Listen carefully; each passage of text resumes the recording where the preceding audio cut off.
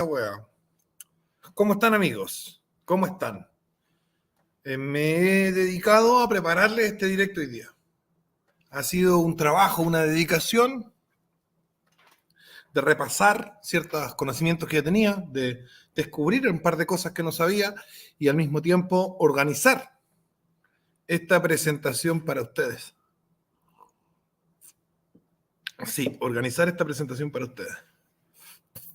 Entonces he decidido presentar esta, digamos, esta clase, esta charla, esta disertación. Preparé un PowerPoint también, por cierto, para lo mismo. Y vamos a comenzar. No sin antes recordarle que estamos en una promoción del mes de julio. El mes de julio tenemos la siguiente promoción. Este libro, por todo julio, va a ser gratis. Pero la única forma de conseguirlo va a ser comprando, ya sea este,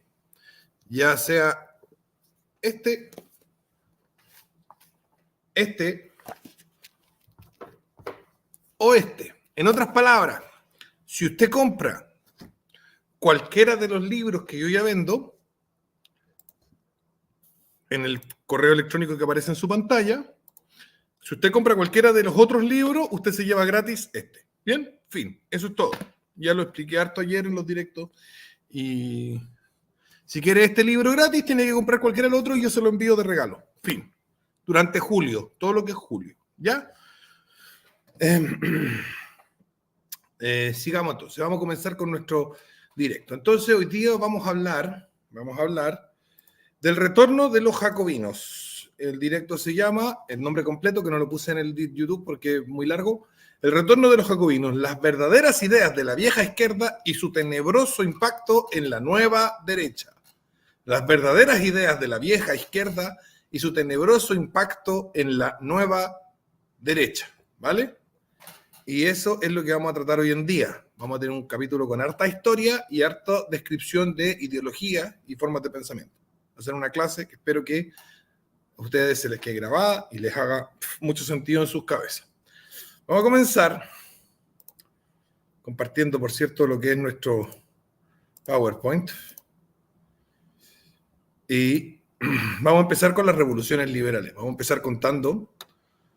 empezar contando un poquito de historia. Aquí estoy yo ahora, me corrí para el lado. Tuve que hacer toda una serie de piruetas con el programa para que yo no tape las diapos como ha pasado en algunas otras oportunidades. Bien, tenemos lo que se llama las revoluciones liberales y vamos a contar brevemente la historia de cada una, porque cada una va a dar lugar a una distinta forma de liberalismo. La primera revolución es la revolución en Inglaterra. Vamos a contar un poquito la historia de Inglaterra, una cosa bien rápida.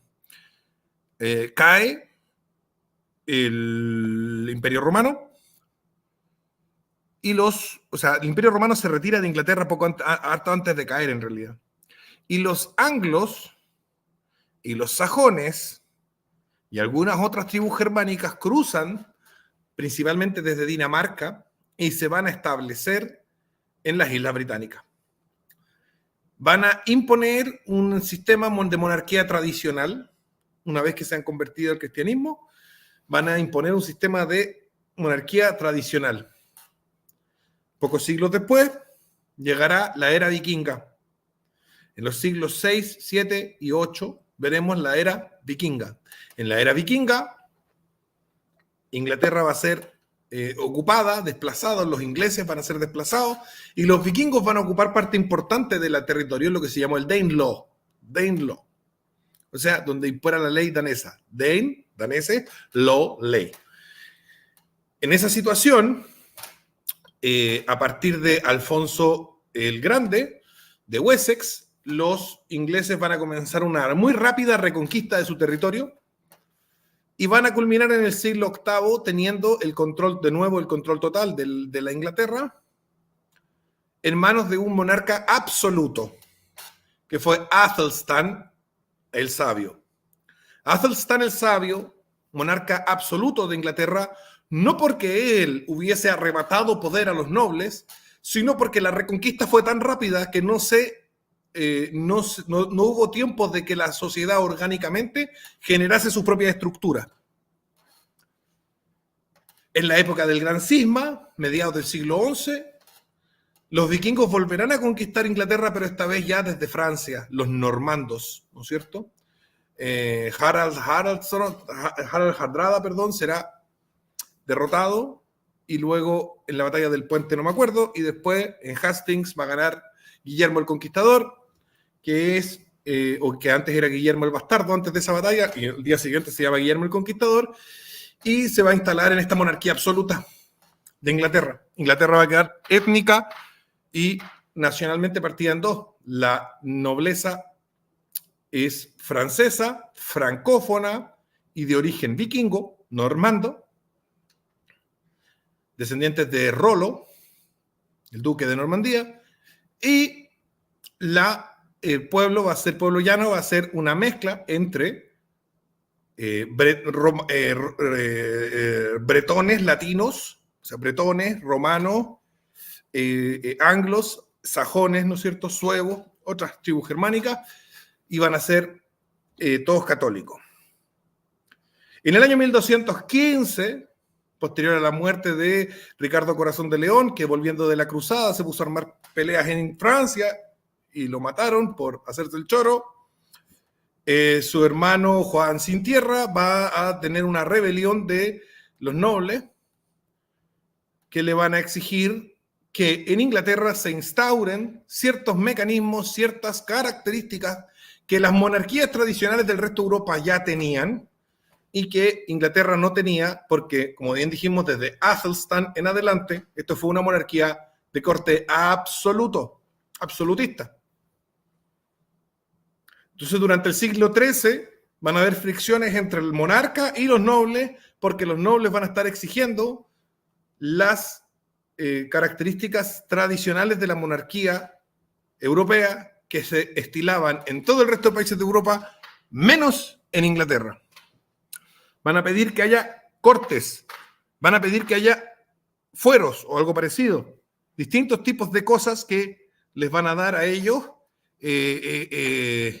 cierto nivel de, cierta capacidad de contrapeso al poder del rey. Eventualmente, esto va a llevar a que, para la época de la Guerra de los 100 años, las cortes de los nobles y el monarca compartan el poder de manera más o menos equitativa. Terminada la Guerra de los 100 años contra Francia, que tenía relación precisamente con que los reyes de Inglaterra eran descendientes de Rollo de Normandía y por lo tanto tenían herencia de territorios de distintos feudos en Francia, y el rey francés no quería que el rey de Inglaterra fuese dueño de media Francia. Eso llevó a la Guerra de los 100 años, mediando cisma de Aviñón, una serie de cosas que ustedes, todas esas cosas deberían estudiarlas y saberlas. Cisma de Aviñón, Guerra de los 100 años, etc. Termina la Guerra de los 100 años y empieza en Inglaterra la Guerra de las Rosas para ver qué familia se iba a quedar con el poder. La familia que se quedó con el poder fue la familia Tudor, y aquí es donde empieza nuestro periplo más directo, donde vamos a empezar a poner un poquito más detalle, porque vamos a entrar en tierra firme hacia la Revolución Liberal Inglesa. El primer monarca Tudor era católico. El segundo monarca Tudor, Enrique VIII, fundó la religión anglicana. El tercer monarca Tudor, una mujer, María Tudor, devolvió el catolicismo a Inglaterra. Pero la hermana, Isabel I, volvió al protestantismo.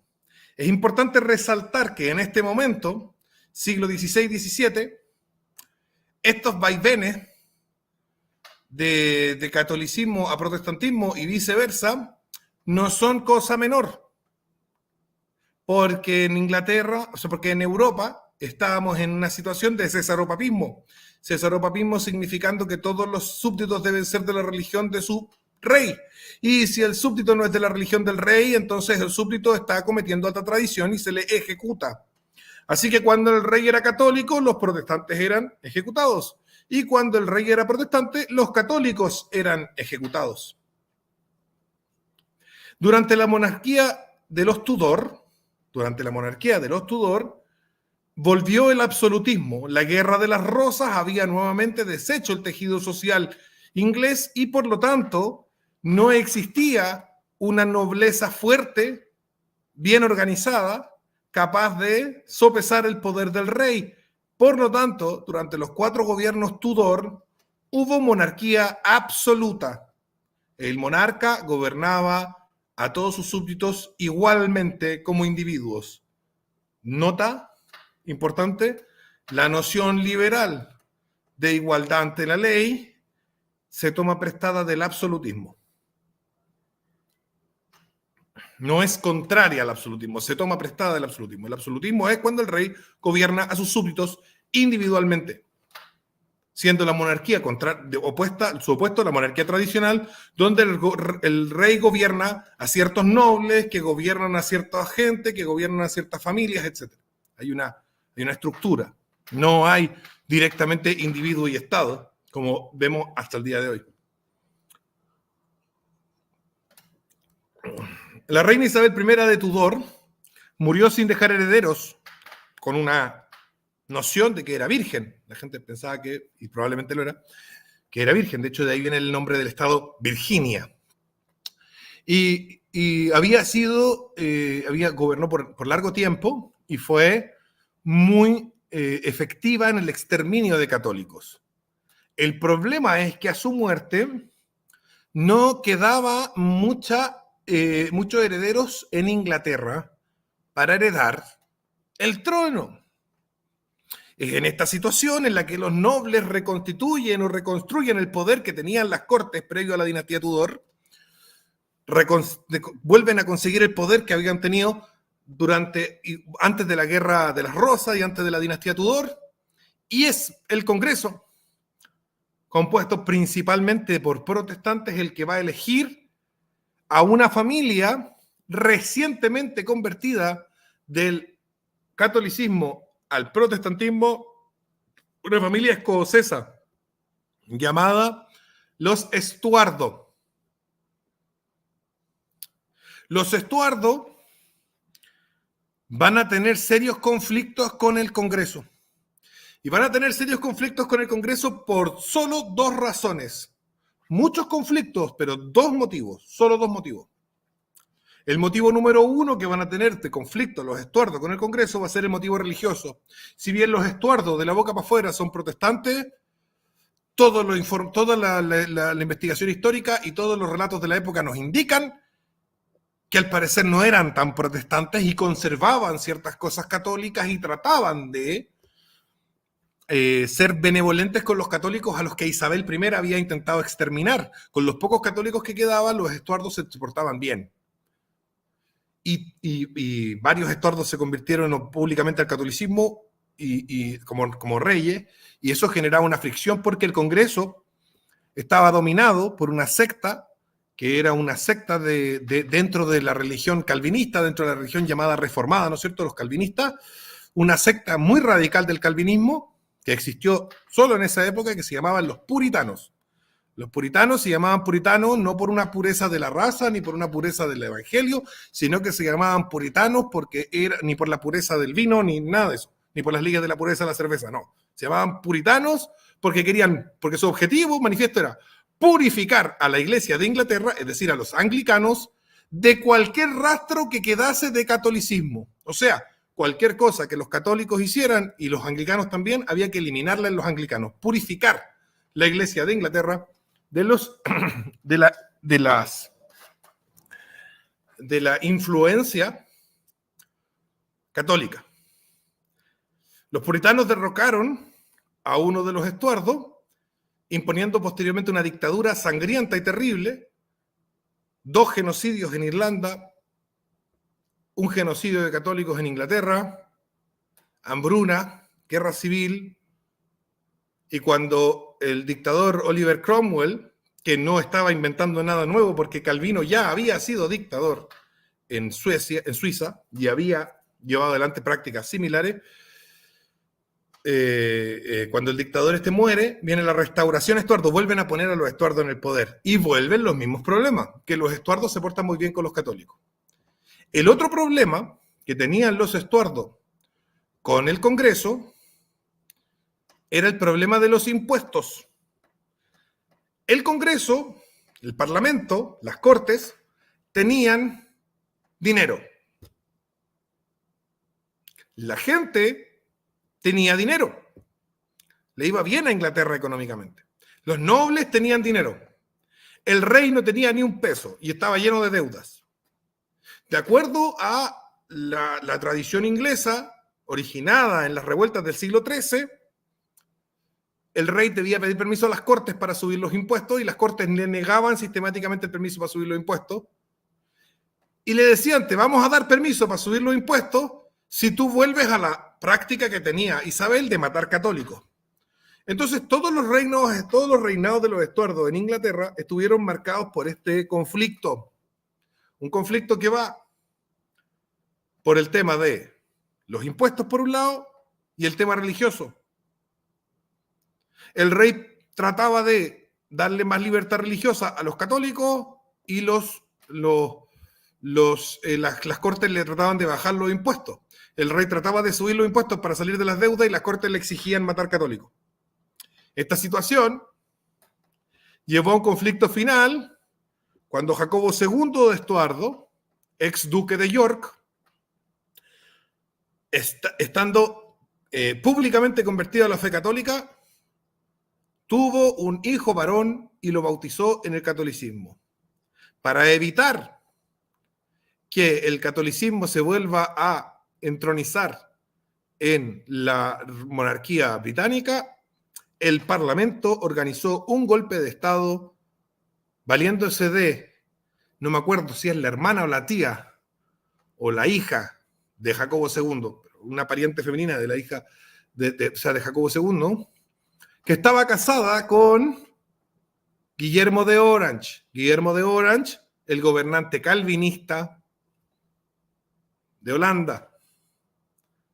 Y este golpe de Estado sacan a Jacobo II del poder, el cual huye a Roma, e instalan en el poder, en el trono, a Guillermo de Orange y su esposa Estuardo, para asegurar una monarquía protestante.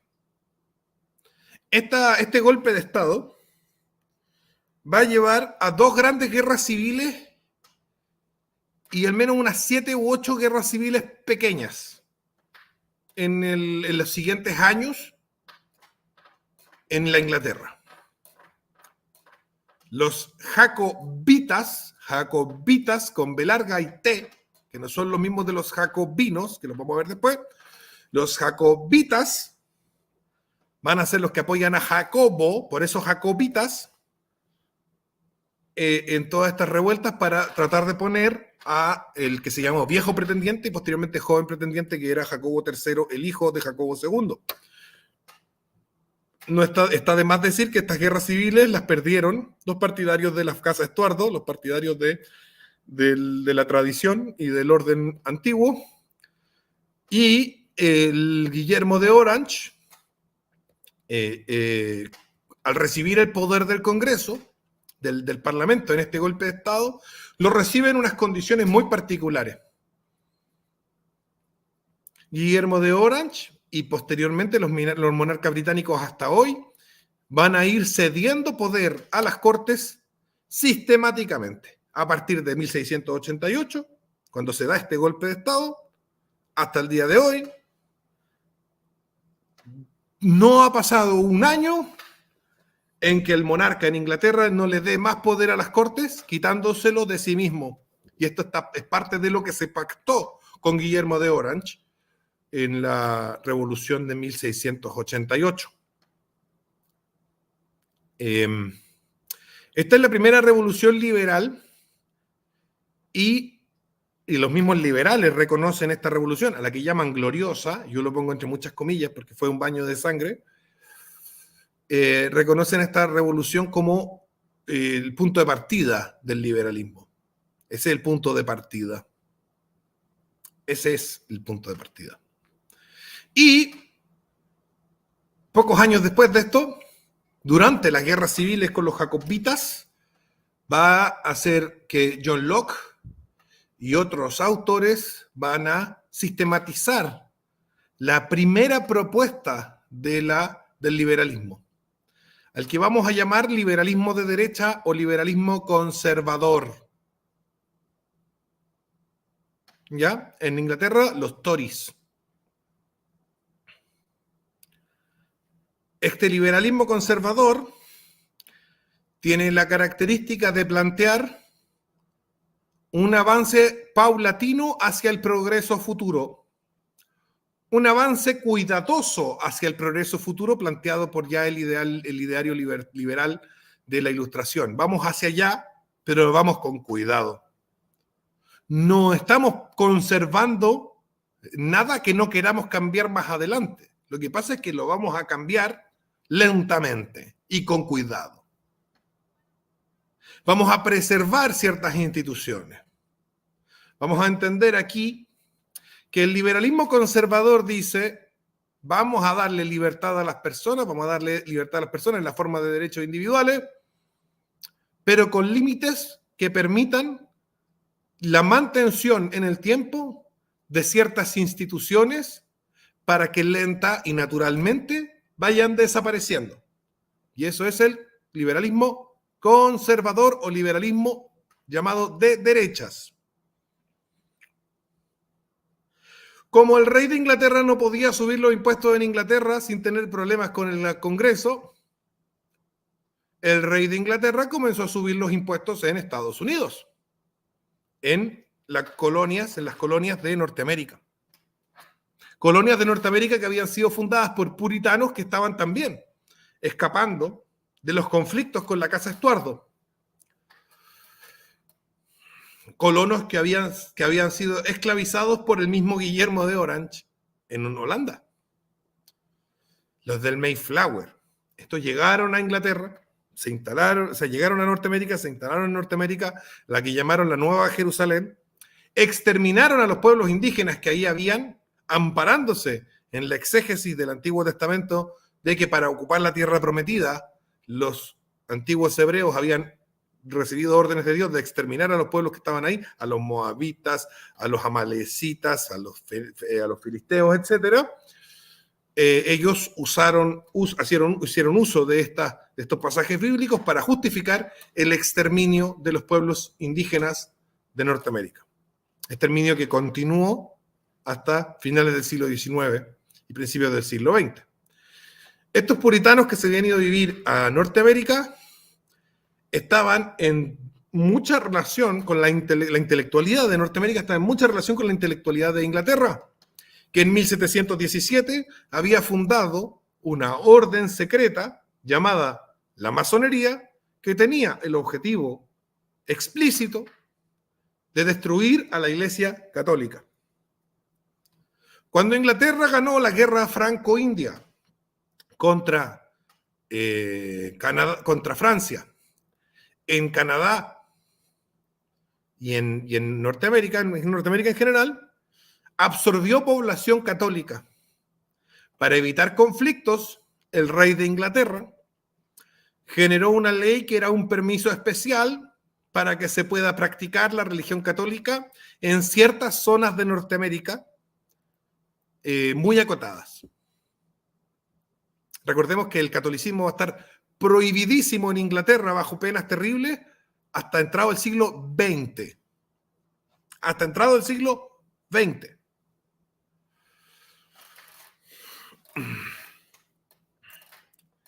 Pero van a decir, en esta zona de Quebec, en esta zona que era de los franceses, para evitar conflicto, vamos a dar permiso para que estos ex franceses y ahora súbditos del rey de Inglaterra mantengan sus ritos católicos y así nos evitamos problemas.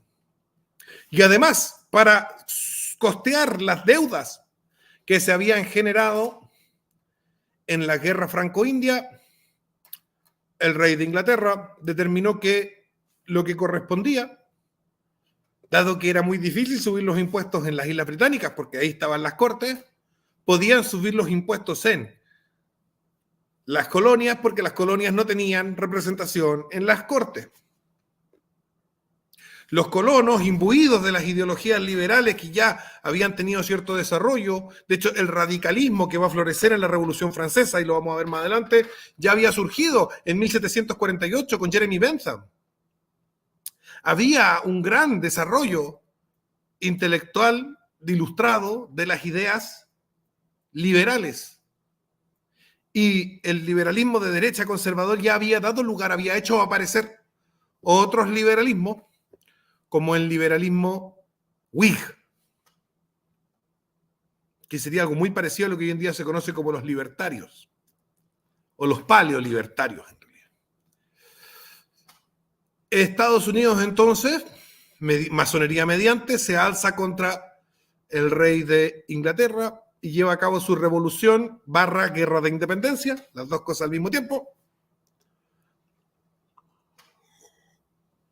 derrotando a las fuerzas británicas en 1783 y expulsando o exterminando de su territorio a todos aquellos que siguiesen siendo leales al rey de Inglaterra. La mayoría logró escapar a Canadá, por suerte. Así se funda Estados Unidos como un segundo referente a nivel mundial de las ideas liberales. Esta vez, un liberalismo bastante más pleno, en el sentido de que se le van a dar derechos al individuo y, como dice este canal de YouTube, libertad y lo que surja. Es decir, vamos a darle derechos al individuo y lo que salga de ahí está bien, porque el individuo libre lo tomó la decisión. Ese va a ser el liberalismo Whig, o liberalismo liberal, libertario, como le quieran decir. Lo vamos a ver más adelante, estas diferencias que son importantes. ¿Vale? El liberalismo conservador dice: le vamos a dar derecho al individuo, pero con ciertas limitaciones para que se sostengan ciertas instituciones que queremos que se sostengan. El liberalismo Whig de Estados Unidos va a decir: vamos a darle derecho al individuo plenamente, y el individuo verá qué instituciones quiere preservar y cuáles quiere eliminar. Y nos movemos, ¿no es cierto?, 6 años más adelante a lo que va a ser la Revolución Francesa. En la Revolución Francesa vamos a ver la expresión izquierdista del liberalismo, llamado también radicalismo. Radicalismo. En Chile hay Partido Radical, en Argentina hay Partido Radical, en España hubo Partido Radical. Después vamos a ver el logo, porque es muy decidor el logo del Partido Radical español, cuáles son las simbologías que se utilizan. El radicalismo, también surgido de la masonería, esta vez francesa. El radicalismo va a tener, bueno, Jeremy Bentham ya había tirado algunas líneas sobre el radicalismo, pero va a ser la Revolución Francesa la que va a llevar a cabo el mayor desarrollo del radicalismo, de la mano de Rousseau, Voltaire y Robespierre. Entonces, el radicalismo dice: para que el ser humano sea libre, antes de darle derechos individuales, debemos cortar de raíz con el pasado. Por eso, de ahí radicalismo. Debemos cortar de raíz con todas las instituciones del pasado, porque son instituciones que surgieron en una época oscura, donde el hombre no tenía derechos, donde el hombre era un supersticioso que creía en Dios. Entonces vamos a eliminar todo lo que había antes, y solo ahí le vamos a dar al ser humano su libertad.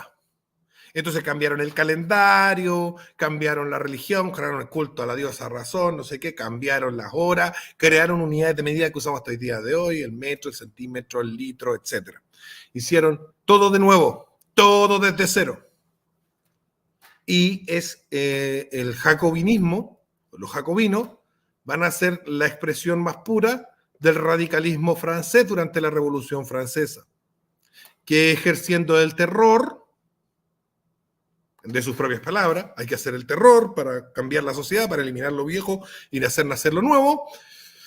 Utilizando entonces la idea del terror, van a inventar cosas como el servicio militar obligatorio, van a cortarle la cabeza a medio mundo, principalmente sacerdotes, monjas, fervientes católicos que no querían dejar de recibir sus sacramentos, por ejemplo.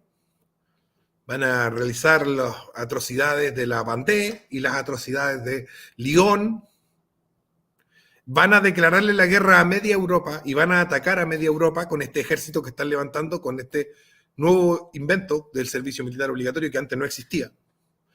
Así, la Francia radical va a generar un impacto mundial y sus ideas van a ser las que influyan el desarrollo posterior del liberalismo, por lo menos el siguiente siglo, en tanto, y voy a ir hablando de los procesos que ocurrieron que fueron fruto de esto, pero partiendo por las revueltas de acá de América, partiendo por las mal llamadas independencias, las guerras de secesión que le hicimos a la madre patria española, acá en Chile, en Argentina, en Perú, en Bolivia, Uruguay, Paraguay, Ecuador, Colombia, Venezuela, Salvador, Guatemala, México, you name it. Eso fue el producto del jacobinismo, del radicalismo. Ahora vamos a analizar un poquito las ideas jacobinas. Ponemos aquí un gorro frigio. ¿Por qué ponemos un gorro frigio? El gorro frigio es un símbolo masónico y muy específicamente de la masonería francesa. El gorro frigio tiene sus orígenes en la antigua Mesopotamia. Los sacerdotes de la religión zoroastrista, Ashura Mazda, se ponían este gorro. Los masones, que fueron fundados en 1717, decían traer sabiduría desde esa época y desde esa gente. Por eso usaban como uno de sus símbolos el gorro frigio. El gorro frigio rojo fue el símbolo de los jacobinos. Lo usaban los jacobinos, lo levantaban en sus banderas. Está presente en la bandera de Argentina, está presente en banderas de Centroamérica, etc. Los jacobinos van a oponer ciertos conceptos. Hasta el día de hoy la mayoría de la gente los opone, así que podemos darnos cuenta de que el jacobinismo ha tenido un gran triunfo a nivel mundial. Van a oponer el concepto de nación con el concepto de patria. Los jacobinos son partidarios de la nación.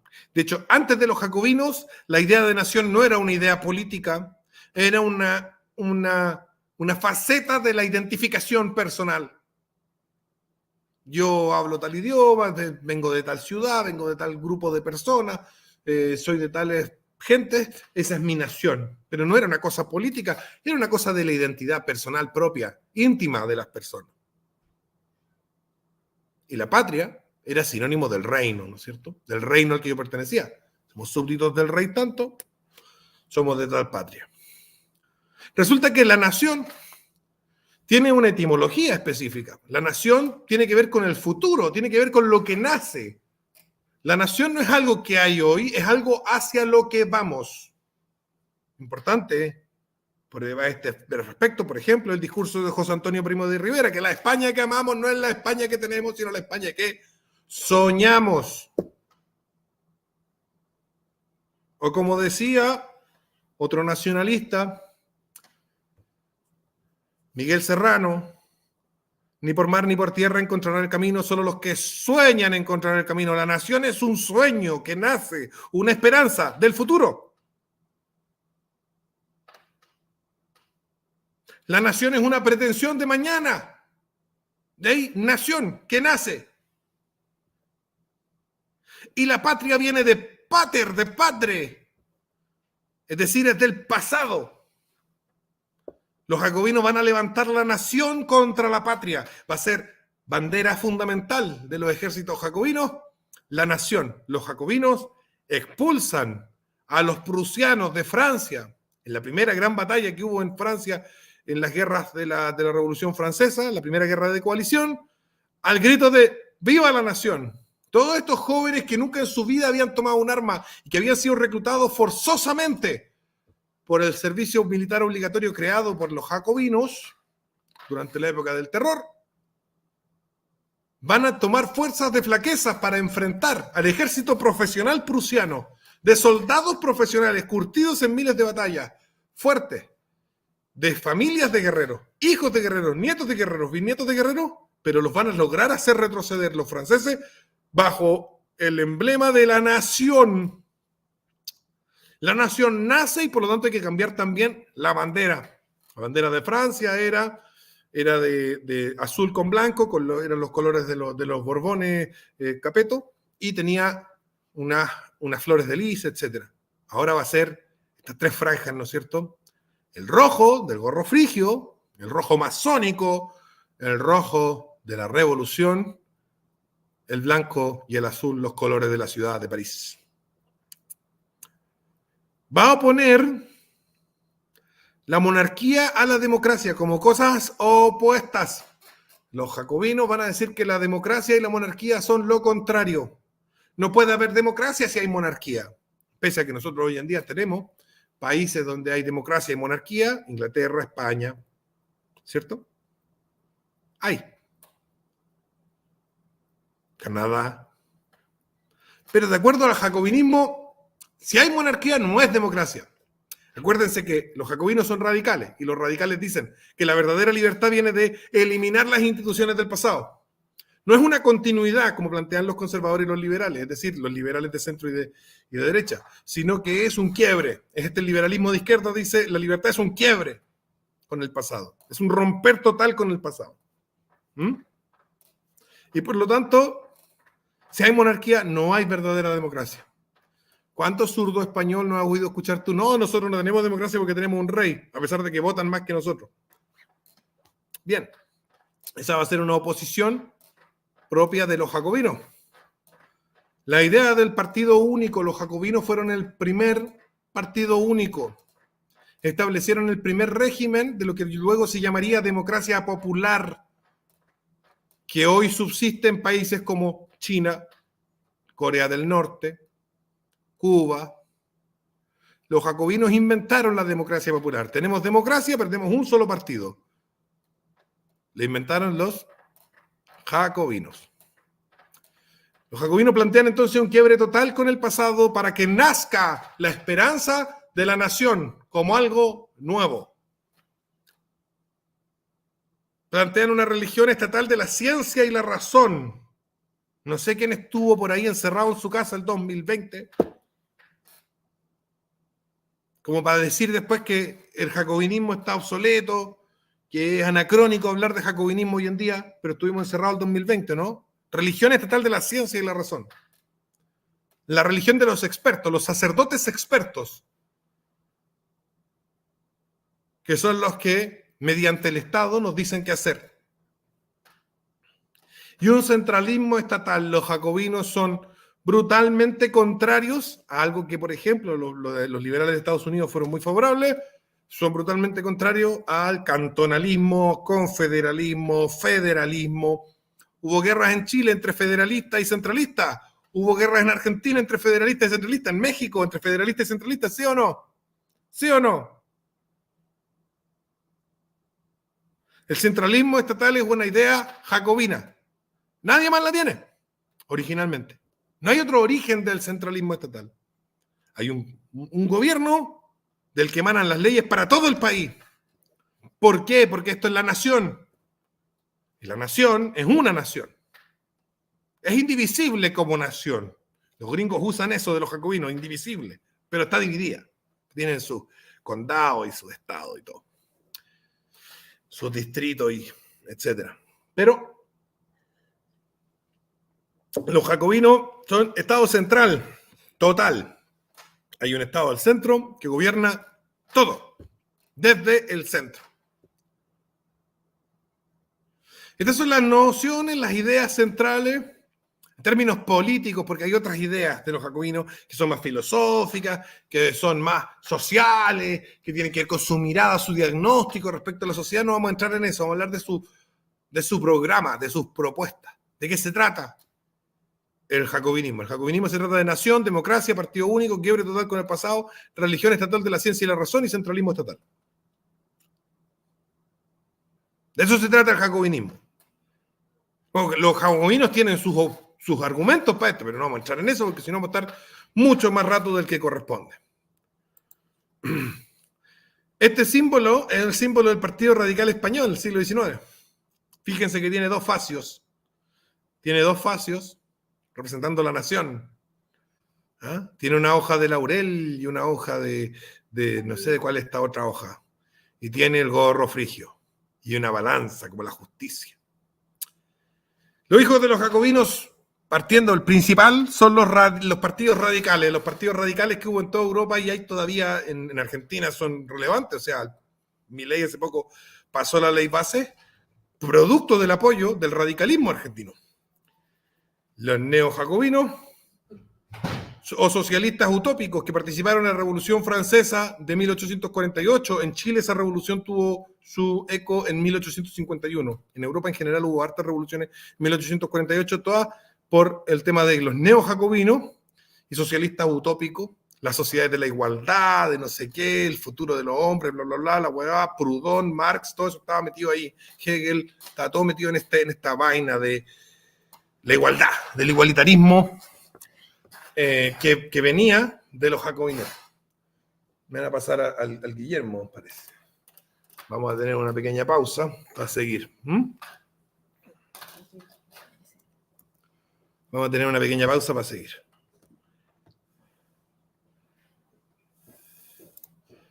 Voy a ponerme yo aquí. Aquí está don Guillermo.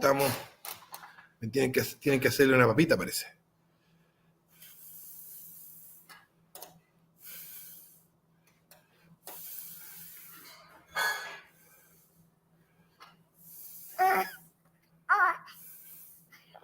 ¡Agú! Estábamos esperando y la mamá me dijo, cuídame al Willy un poquitito y después sigues dando tu clase. Y yo dije, bueno, sí, un poco. Me pueden esperar.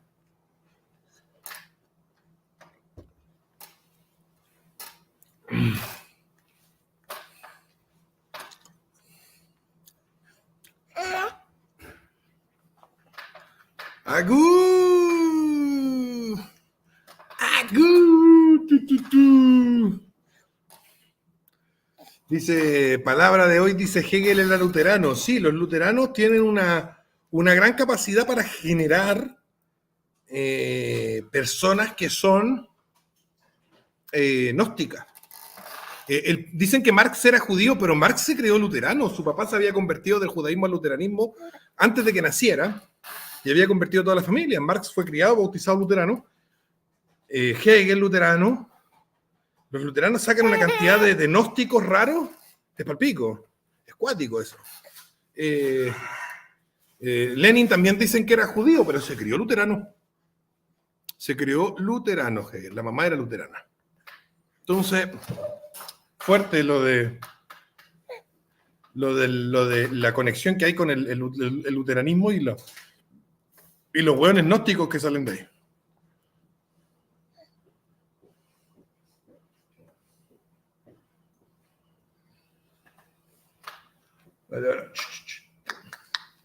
Ya.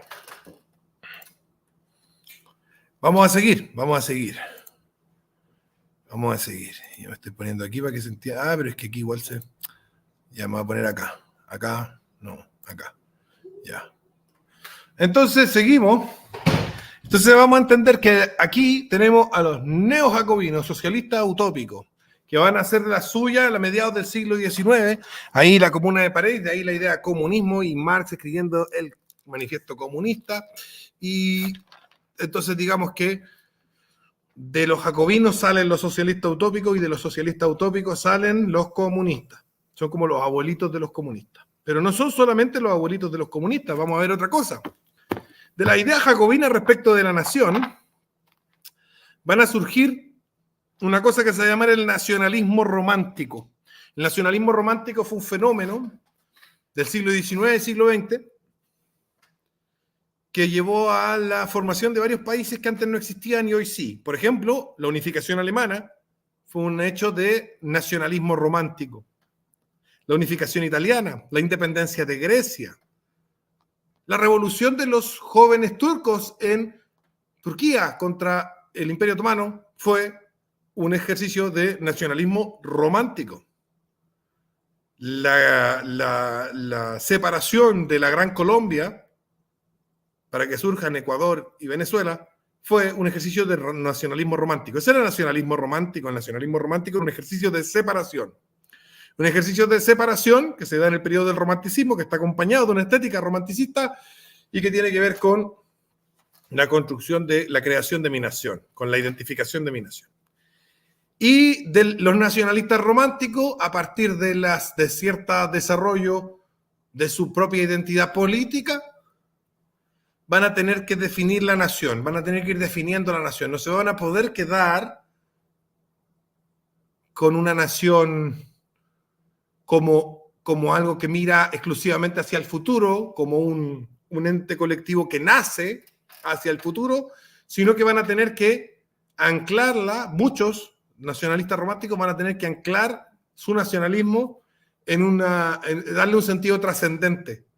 Generar esta idea dentro del romanticismo de que la nación subsiste a los nacionales. Es decir, yo muero, pero mi nación sigue. ¿Se entiende? ¿Pero qué significa que mi nación siga? Mi nación ya no puede ser simplemente una idea de futuro, sino que tiene que ser un algo mucho más concreto. Y que tiene que estar anclado en el pasado para que tenga esta sensación de trascendencia. Así van a surgir, a principios del siglo XX, distintas formas muy extremas de jacobinismo, como por ejemplo el nazismo alemán, que van a tomar la misión de definir la nación en términos concretos y trascendentes mediante elementos como la raza, la religión, el idioma, etc. De eso todavía tenemos el independentismo catalán, los separatismos italianos o la causa mapuche. Todavía tenemos esa definición trascendente del nacionalismo romántico, que se conoció en el momento de su auge más principal, que fue en la época de la Segunda Guerra Mundial, con el nombre de fascismo o nazismo. Obviamente yo entiendo que hay diferencias fundamentales entre nazismo y fascismo, pero su genealogía con el jacobinismo está fuera de duda. Y el nacionalismo cívico, que fue una respuesta, podríamos decir incluso como progresista, hoy en día queda mucho más claro, en esa época no estaba tan claro, pero hoy en día queda mucho más claro que fue una respuesta progresista a la idea del nacionalismo romántico, el nacionalismo fascista, que va a ser el nacionalismo cívico. El nacionalismo cívico dice, la nación es definida por sí misma y para sí misma democráticamente por sí. Es decir, bueno, un ejemplo, Kast, Johannes, son nacionalistas cívicos. Y uno preguntaría, ¿según qué parámetro estos dos sujetos que claramente son alemanes, sin lugar a dudas son alemanes, determinan que son chilenos para ser nacionalistas cívicos? El nacionalismo cívico es un nacionalismo ultrademocrático. Dice Castro, yo soy chileno porque yo nací en Chile en circunstancias que la ley chilena decía que los chilenos eran los que nacían en Chile. Y como la ley chilena la hicieron los chilenos, entonces los chilenos, cuando se definieron a sí mismos como chilenos, me incluyeron en la definición y por tanto soy chileno. Ese es el nacionalismo cívico. El nacionalismo cívico es una nación que se autodefine. ¿Y por qué digo que esta es una salida más progresista al problema de la definición de la nación? Porque cuando la nación no era una categoría política, podía ser líquida. Cuando la nación, los jacobinos la convirtieron en algo político. Antes no era político. La nación era, bueno, yo soy nací en Puerto Aysén y viví casi la vida en Santiago, mi familia es de Santiago, hablo castellano, ese soy yo. Eso significa que soy chileno, medio santiaguino, medio patagón. Tengo antepasados alemanes, de Bavaria. Es una cosa líquida, media difusa, que componía íntimamente la naturaleza del sujeto, su identidad con respecto al mundo, lo definía respecto de otros. Pero cuando la nación se vuelve categoría política, debe necesariamente ser definida unívocamente. Porque la política no admite estos conceptos líquidos. Entonces, cuando los jacobinos ingresan a la nación como categoría política, ya desde el principio están generando un problema que hasta el día de hoy trae repercusiones. El nacionalismo cívico va a ser como una nación trans. ¿Qué es ser chileno? Lo que los chilenos digan que es ser chileno. ¿Qué es ser argentino? Lo que los argentinos determinen que es ser argentino. Ese es el nacionalismo cívico. Pero ambos nacionalismos, en tanto nacionalismo, vienen de el jacobinismo, que fue la primera ideología que introdujo el concepto de nación como categoría política y no como una categoría de definición de la íntima identidad de cada sujeto. Ahora quiero tocar un poquito el tema de las derechas históricas, ¿ya? Vamos a ir avanzando para que se termine de entender esta clase. Las derechas históricas. Las derechas históricas serían 4. La primera derecha es la conocida como derecha tradicionalista / reaccionaria. Para esta derecha, los 3 tipos de liberalismo son izquierda. Los conservadores son izquierda, los radicales son izquierda y los liberales Whig son izquierda. Todos son izquierda. Todos son izquierda. La derecha tradicionalista o reaccionaria va a ser el grupo político que se va a formar para defender el régimen tradicional y cristiano del régimen liberal, para enfrentarse a los liberales. Tengo 3 imágenes que lo ilustran. Abajo, al lado de la Cruz de Santiago, tenemos a los jacobitas, que pelearon por la restauración del orden tradicional en Inglaterra. Como les decía, varias guerras civiles, 2 grandes y como 10 chicas. La mayoría eran irlandeses y escoceses, de ahí que aparezcan como con falda, vestidos como bien celtas. Es el ejército jacobita. La imagen que se encuentra en el rincón con la bandera española es de los carlistas. Los carlistas pelearon 3 guerras civiles por la restauración del orden tradicional en España, luego de las revoluciones liberales españolas. La Constitución de Cádiz, ¿no es cierto? La otra constitución que se me olvida el nombre siempre, tiene un nombre chistoso, y el tema de la reina con el rey Carlos y todo ese hueveo de sucesión que hubo y que tenía que ver, de fondo traía este problema del orden tradicional versus el orden liberal, los carlistas. Aquí al medio se ve un soldado de uniforme celeste. Este es un soldado revolucionario francés, un soldado jacobino, enfrentando a un campesino de la región de la Vendée, que era en ese momento la zona más profundamente católica de Francia, que salieron a defender su patria, es decir, el patrimonio de sus padres, la fe que les había sido entregada. De hecho, es gracioso porque los campesinos de la Vendée se enteran de que muchos de los nobles de la zona habían regresado a sus castillos, que llevaban casi un siglo sin estar en sus castillos. Habían regresado a sus castillos porque estaba la cagada en París y no querían que les cortaran la cabeza. Y los campesinos van a tocar la puerta de los castillos y a decirle: señor, nuestros antepasados juraron que iban a trabajar para usted y no sé qué, y usted juró que nos iba a defender. Sus antepasados juraron que nos iban a defender. Honre usted la promesa de sus antepasados y lidérenos en batalla contra los revolucionarios del diablo. Y liderados por los curas y por sus nobles, se enfrentaron a los revolucionarios franceses y fueron exterminados. Los desollaron vivos, usaron su piel para fabricarse ropa. Eso hicieron los jacobinos con los católicos en Francia. Les sacaron la piel para fabricarse ropa. Cosas parecidas se hicieron, por cierto, con los católicos en Inglaterra. La cosa en España fue harto más suave. Quemaban vivas a las mujeres, recolectaban el sebo para distintos tipos de usos químicos, el sebo de las personas, cuando las cocinaban una vez muertas para sacarle la grasa. Entonces, estas 3 imágenes representan lo que fue la primera derecha, la derecha más original, la derecha tradicionalista reaccionaria, la que se enfrenta a todas las formas de liberalismo y a cualquier subsecuente forma de liberalismo, ya sea que el fascismo, que el comunismo, que el marxismo, la socialdemocracia, cualquier cosa que salga de los liberales, cualquier cosa que sea consecuencia del pensamiento liberal, el tradicionalista reaccionario se opone.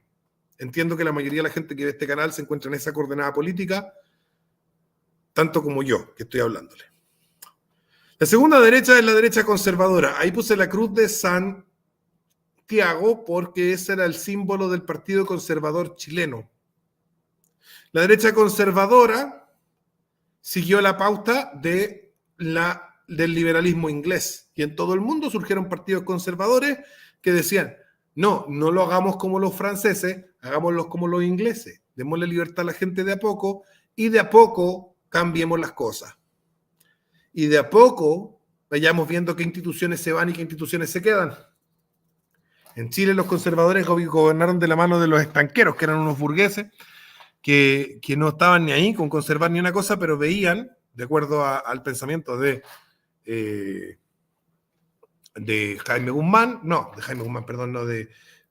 Diego Portales, hablaban del peso de la noche, de que el chileno no iba a aguantar un cambio tan acelerado y que era necesario para poder ellos como burgueses seguir haciendo dinero y seguir haciendo negocio y ganando dinero, necesitaban que el orden se mantuviera más o menos estable y por lo tanto apoyaron al bando conservador, inclinando la balanza en la década del 30 del siglo XIX. En todo el mundo surgieron partidos conservadores que decían, sí, hagamos la revolución liberal, pero hagámosla como lo hicieron los ingleses. O sea, conservando lo más que podamos de nuestras antiguas instituciones, ir viendo con el tiempo cuáles subsisten y cuáles no. Esa fue la segunda derecha, y es una derecha liberal ya. Ya es una derecha liberal. Moderadísima, pero liberal. La derecha conservadora va a ser aplastada, pisoteada por los jacobinos fascistas y por los jacobinos nazis. Y los jacobinos radicales, en caso de algunos países de Hispanoamérica, como en Chile. Cuando sale Alessandri y entra, por ejemplo, Pedro Aguirre Cerda, creo que es el que entra ahí. Los jacobinos radicales y los jacobinos nazis en el mundo revientan a la derecha conservadora, quedando solo derecha conservadora en los Estados Unidos, Inglaterra y para contar. La derecha conservadora es aplastada. La siguiente configuración de la derecha, a partir de la Segunda Guerra Mundial, va a ser la llamada derecha democristiana.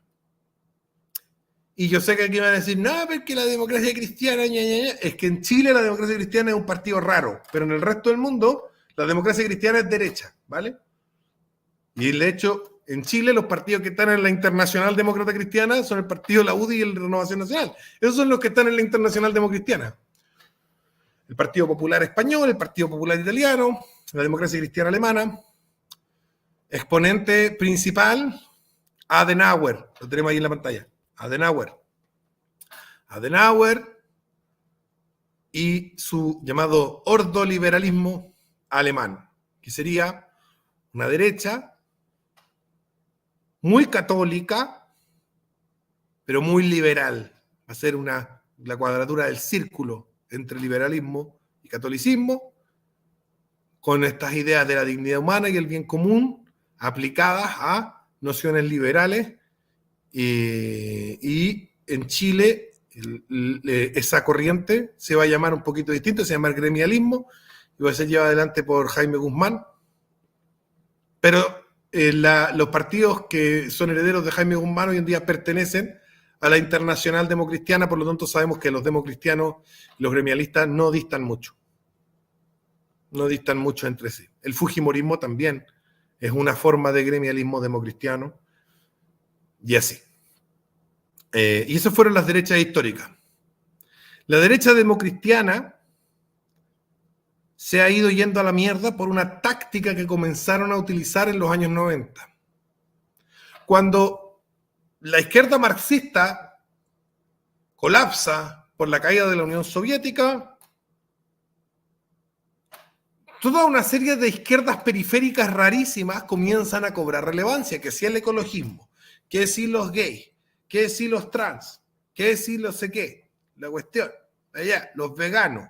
Surgen estas izquierdas rarísimas que comienzan a tomar una relevancia importante y la táctica que va a tomar en todo el mundo la derecha democristiana va a ser, en lugar de enfrentar ideológicamente, doctrinalmente argumentativamente esta multiplicidad, esta hidra infinita de izquierdas raras y medias esquizofrénicas, va a ser absorberlas. Y el mayor ejemplo en Chile de eso es Piñera. Pero también tenemos a Merkel, por ejemplo, en Alemania, o el caso de, se me olvidó el nombre de este presidente español, Aznar es muy de esa onda también, etcétera. Berlusconi. Van a ser la derecha democristiana en el mundo entero, va a tomar esta deriva de no te enfrentes a ellos, únelos. Entonces se va a volver una derecha económica que mientras no le toque en su capacidad de generación de riqueza, absorbe las causas esquizofrénicas, locas, de las izquierdas periféricas, de las izquierdas marginales.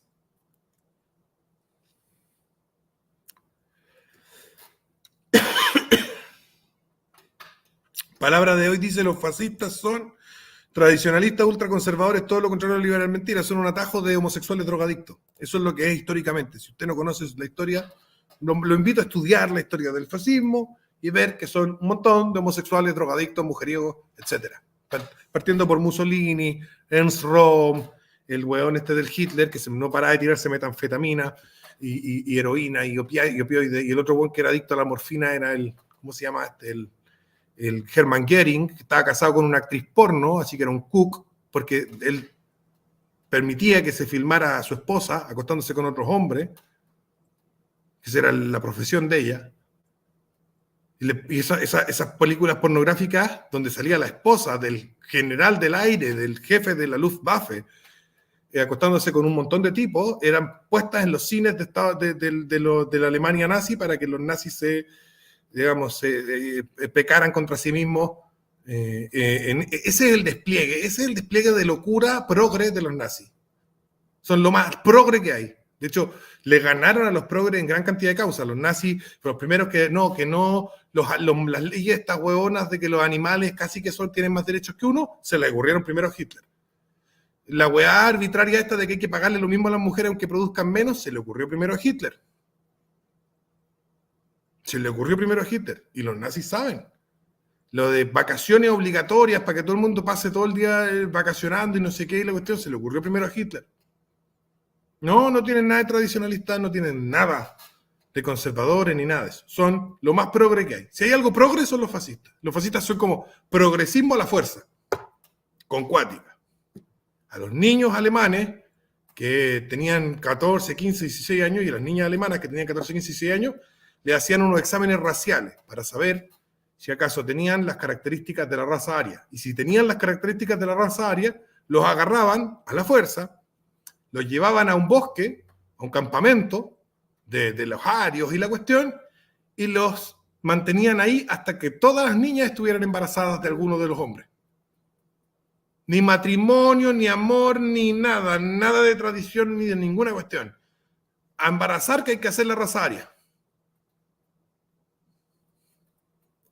Si hay algo progre, enfermizamente progre, son los nazis. La eugenesia, ¿para qué te digo? O sea, si nos ponemos a hablar de lo progres que son los nazis y los fascistas, vamos a estar toda la tarde. Voy a avanzar. La nueva derecha. La nueva derecha. Aquí tenemos a ciertas imágenes. Agustín Laje, que yo creo que es el que acuña el término, tal vez. Ex amigo mío. Dejó de hablarme, no sé por qué. Tenemos a Javier Milei, Marine Le Pen, Giorgia Meloni y Donald Trump. Hay más gente.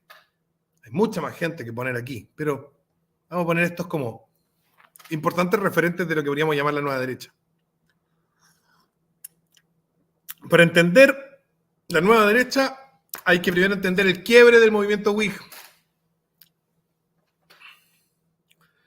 Durante el principio del siglo XX, y sobre todo esto se acrecenta con la Gran Depresión, este movimiento liberal de centro va a ser fragmentado, va a recibir un mazazo brutal.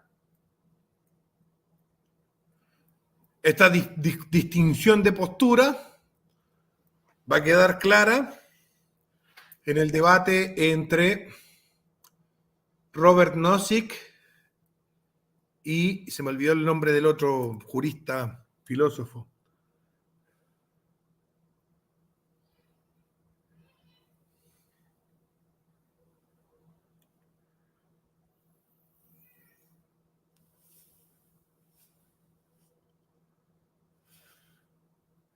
Ernst Röhm, entero gay, claro, y pedófilo, conocido, y todos sabían que el jefe de la SA era pedófilo.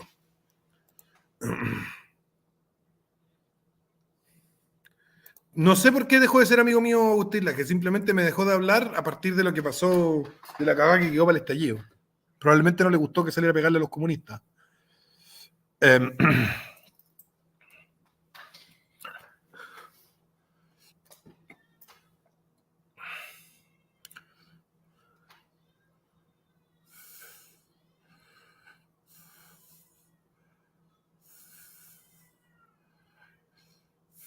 John Rawls, John Rawls, pero se escribe Rawls, A-R-A-W-S. John Rawls y Robert Nozick van a ser un ejemplo, digamos, no es la culminación, pero sí van a ser un ejemplo claro de cómo se quiebra el movimiento Whig. Ya, Franklin Delano Roosevelt, presidente de Estados Unidos durante la Gran Depresión, que hace el tema del New Deal, va a decir lo siguiente: los conservadores son los que creen en el libre mercado. Los radicales son los que creen en el comunismo. Eso es lo que está diciendo él, porque está tirando agua para su molino. No estoy diciendo que tenga razón, estoy ilustrando la forma de pensar que estaba teniendo. Y él dice: yo como liberal quiero un mercado libre pero intervenido. Si ustedes se fijan, libre pero intervenido no es lo que quieren los liberales. ¿O sí? No, es que el centro liberal se estaba quebrando por la mitad. Y de la quiebre por la mitad del centro liberal van a surgir dos liberalismos distintos. Uno que se va a llamar liberalismo igualitario, en Chile, muy presente con el partido de Vlado Mirosevic, que es parte del Frente Amplio, Partido Liberal de Chile, y un liberalismo libertario, representado en Chile, por ejemplo, por la familia Kaiser. Axel y Johannes, ambos son liberales libertarios.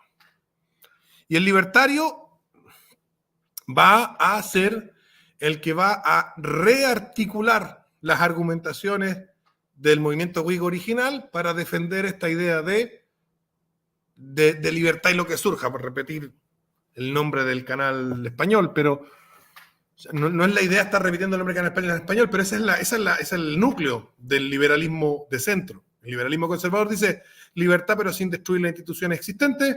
El liberalismo radical dice, para que haya libertad hay que destruir las instituciones existentes, y el liberalismo de centro decía, hay que dar libertad y se quedarán las instituciones que se tengan que quedar y otras se van a eliminar porque la gente libremente lo va a decidir.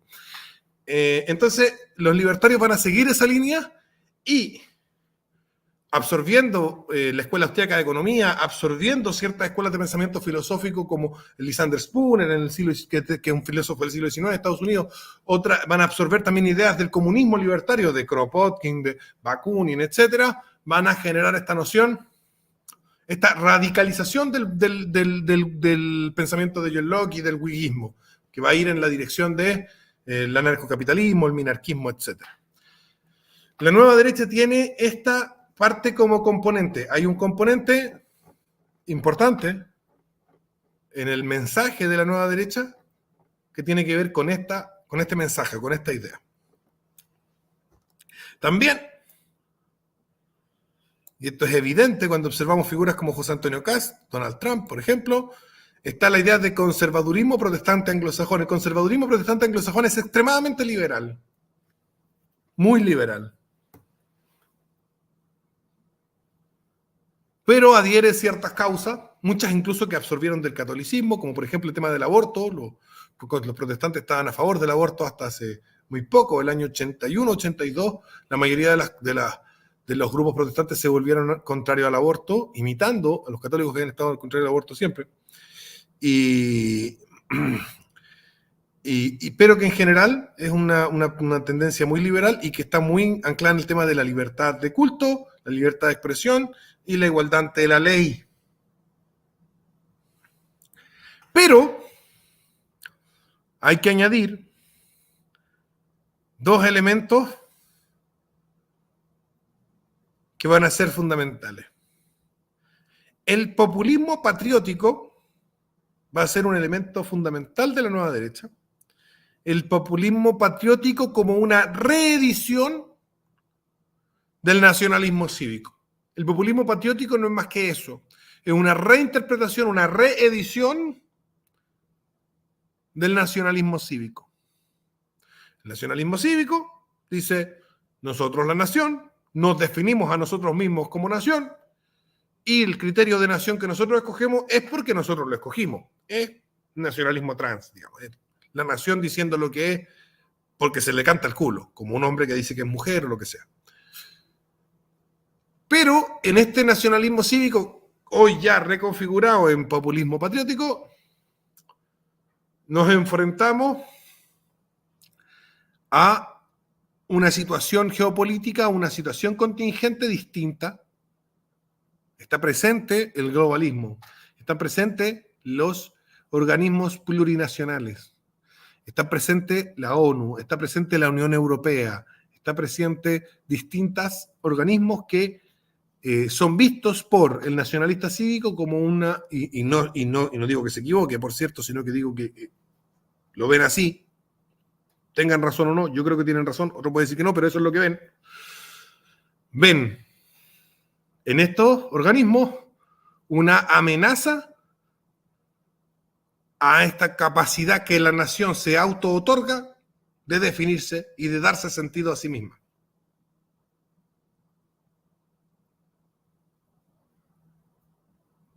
Y aquí es donde aparecen elementos diversos del nacionalismo. Voy a poner un ejemplo. El centralismo de Milei. Milei en total conflicto con los gobernadores de los estados federales de Argentina. Milei reorganizando las ayudas estatales a los más pobres de tal manera de que surjan directamente del Estado y de que sean administradas directamente por el Estado. Bien. En el caso de la señora Le Pen, hay elementos del nacionalismo cívico, pero también hay elementos del nacionalismo romántico, una idea de los franceses que es borrosa, no es una idea clara como la que tenían fascistas, nacionalistas, es una idea borrosa, la que tienen los nacionalistas románticos, y Le Pen sigue esa línea, esa idea del francés, en parte porque yo creo, esta es mi opinión, pero puede no ser cierto, yo creo que en realidad la Le Pen quiere decir que los franceses son los blancos que viven en Francia, aunque eso tampoco tenga mucho sentido, pero no puede porque eso sería racista. Entonces dice, no, los franceses somos los franceses, franceses. Y de extremo centralismo por parte de la señora Le Pen también, es súper centralista la señora Le Pen. Donald Trump también peleó con todos los gobernadores, también quería imponer toda la política desde Washington. La señorita Meloni, 3/4 partes de lo mismo. La señora Le Pen además destaca por ser súper progre. La señora Le Pen está a favor de la legislación de aborto que está actualmente en Francia vigente y ella votó a favor en el Congreso. Su partido votó a favor y aprobó una legislación de aborto hasta los 9 meses. La legislación de aborto en Francia que aprobó el partido de Marine Le Pen establece que si la guagua no ha salido todavía de la mamá, la podemos matar. Yo digo esto para que no se engañen cuando la gente dice ultraderecha.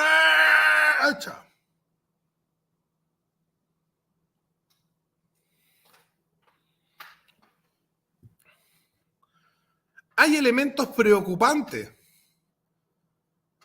El partido Vox está contra las autonomías, quiere eliminar la autonomía porque la redundancia, no sé qué, la cacha la espada, todo en Madrid. Hay elementos preocupantes del jacobinismo.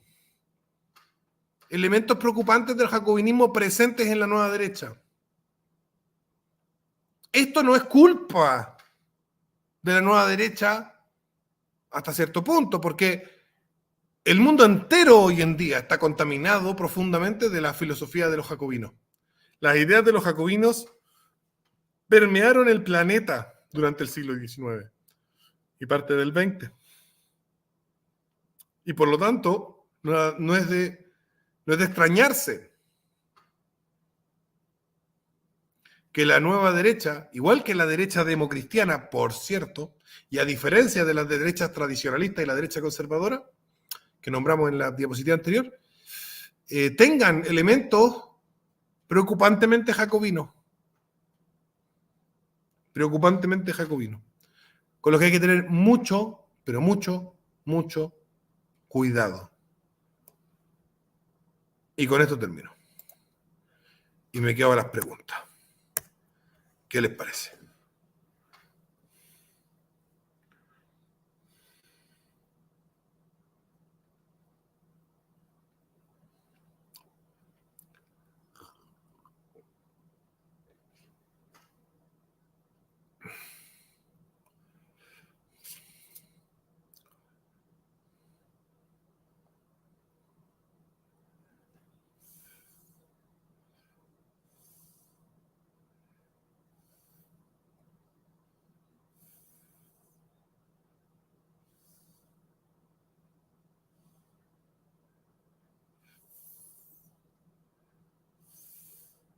Yo creo que palabra de hoy vino a expresarnos, a demostrarnos, a decir, ¿sabes que hoy día tengo ganas de que la gente se entere de que soy un ignorante, que no tengo pico idea y nunca he abierto un libro de ni una web?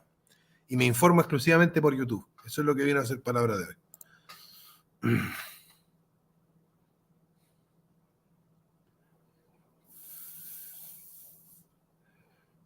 Conclusión, no hay salida institucional. Es una conclusión acelerada. Yo estoy de acuerdo con que no hay salida institucional, pero es necesario a agregar aún más información para llegar a esa conclusión. Gracias, señor Jefferson. Qué bueno que te haya gustado la clase que les expliqué. Sebalev, yo pensaba que Milei peleaba con los gobernadores por la ideología de los gobernadores, no porque fuera centralista. Si no fuera centralista, no estaría centralizando el sistema de ayudas. Ahora, tampoco estoy diciendo que esté mal que el Milei centralice el sistema de ayudas, porque el sistema descentralizado de ayuda en Argentina estaba lleno de corrupción, estaba lleno de abusos. Habían mujeres que tenían que acostarse con los que entregaban los subsidios para poder recibir los subsidios y cosas así. Sabemos que el sistema de subsidios descentralizado de Argentina era un desastre.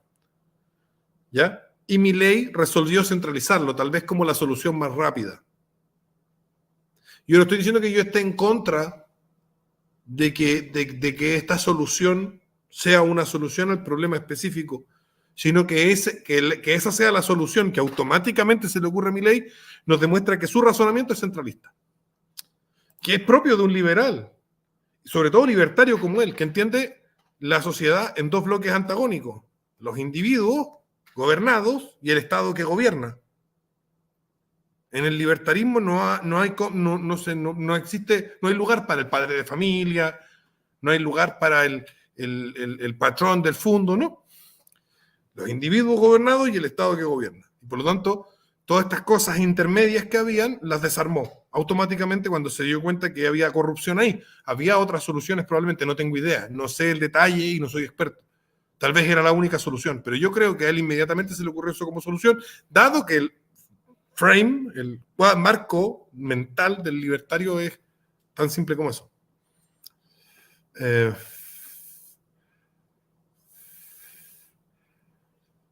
Excel Kaiser ve este directo, se le va a zafar un tornillo. Ojalá que lo vea.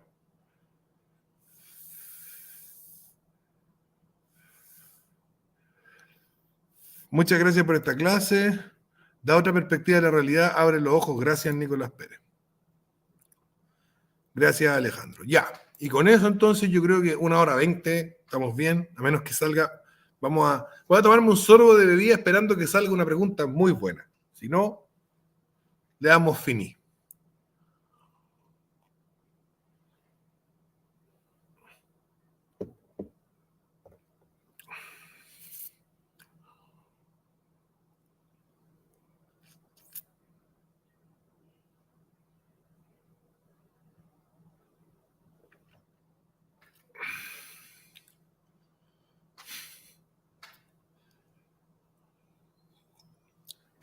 Bueno, chiquillos, recuerden que por julio este libro está gratis si compran cualquier otro. Compran cualquier otro libro y este se los regalo durante julio. Un besito. Nos vemos. Chao, chao.